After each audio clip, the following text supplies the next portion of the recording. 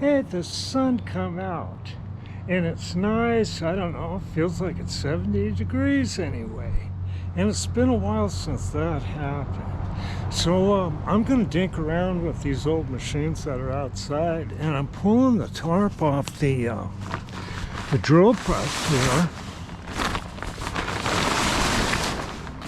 Yeah.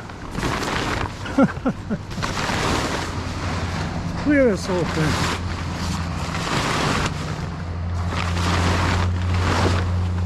I'm gonna pull it that way. There we go.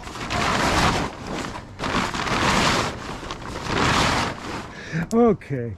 Now, the last I was working on it, it was I pulled the forward and reverse switch loose, and now I'm going to clean these electrical switches here. Now, these switches here are for forward and reverse of the motor. And this motor here is for the lift of the radial drill. And this is the screw that it uses. Now, the screw remains stationary, and in this box here is a worm gear and the rotating nut. And what's interesting, and we'll look at that a little bit later, but I don't know how much you can see, really.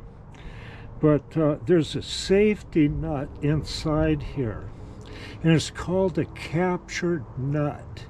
So the nut itself rotates on the bevel gears, and it lifts this whole thing, this whole top. It probably weighs a couple thousand pounds, I would guess. It's heavy. With this, I believe that's 3/4 horse motor here. We'll see what it is. Kind of hard for me to see right there. 3-phase, that's it.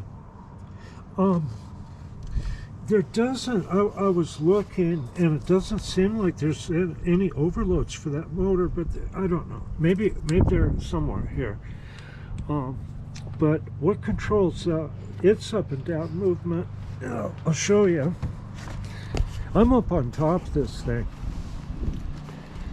Can you climb up on your drill press? Look at this, real precarious. Well, I got it kind of taped off here. It's just a drum switch, you know. You see, just a standard drum switch, a furnace brand, I believe.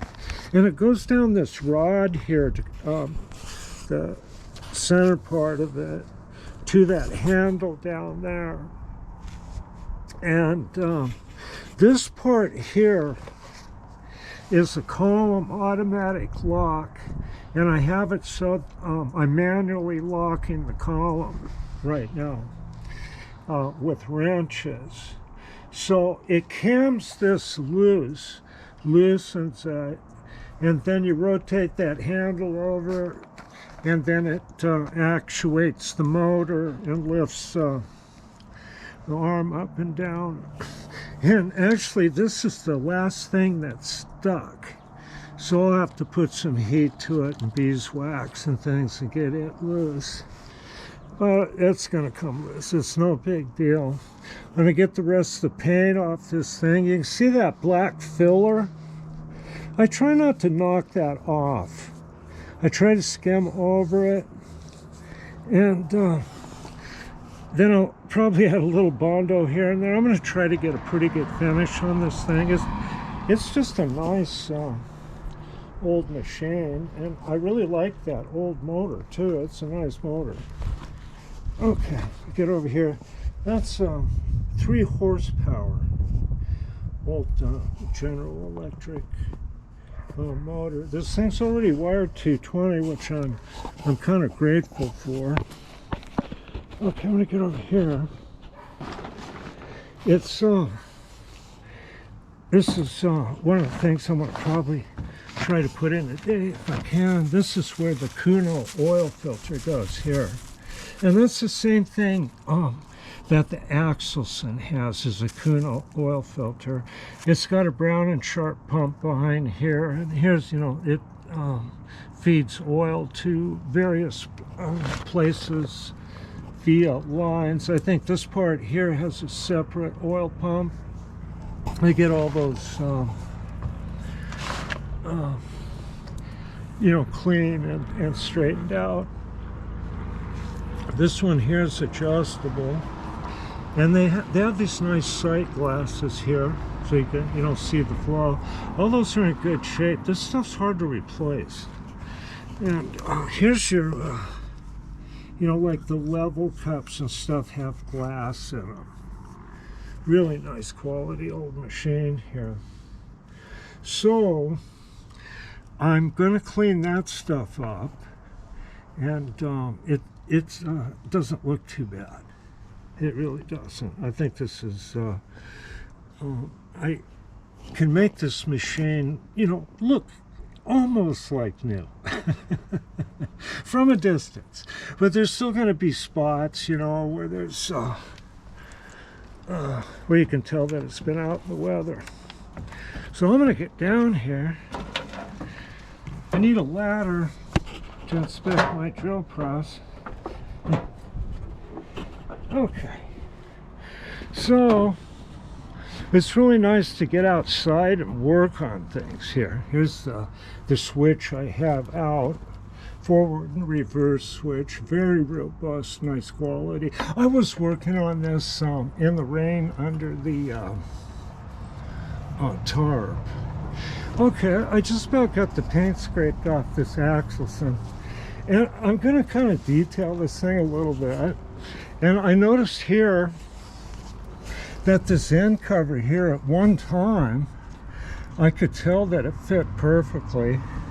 And you can see kind of a gap, see it kind of grows there. Well, it looks like it got banged around, so I'm going to take a file to it and fit it, get that all closed up. Just go around the machine, and when they put the thing together, they really did a nice job of blending the castings. So that's pretty nice to see. Yeah. So, you know, I still got some crud and stuff to scrape off this, but it's starting to smell a lot better. Now, this machine here had that 1,1,1 trichloroethane for lube, and it stains the bright work. And I haven't hit it with Scotch-Brite or anything. I just rub it with cloth so far. The old ways here, I'm starting to, you know, kind of get the battered area, you know, from the years of use. It's got a little bit of a ridge, but I did some test cuts on it. It's just fine for what I need.